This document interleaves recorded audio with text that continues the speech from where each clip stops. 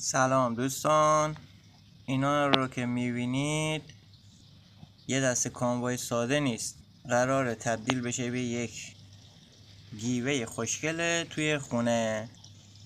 در مرحله اول کار من تو کفی کفشای کهنه‌مو برداشتم و تمیز کردم و از اون قراره به عنوان زیره کارمون استفاده کنم. اینجوری هم در مصرف زمان صرفه جویی کردم، هم در مصرف کانوا صرفه جویی کردم. شروع میکنیم به بافتن. این مدل بافتی که من دارم میزنم معروف به بافت پاکوتا.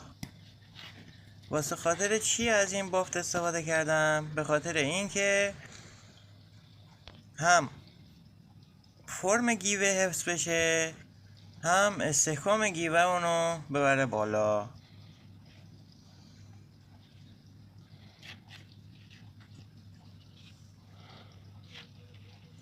دوستان لایک و کامنت و سابسکرایب یادتون نره. من تازه این پیج رو زدم، منو حمایت کنید تا دیده بشم. اینجوری میتونم هنرمو به همه شما نشون بدم. تازه چیزای جدیدتری هم قراره تو ویدیوهای بعدی بهتون نشون بدم.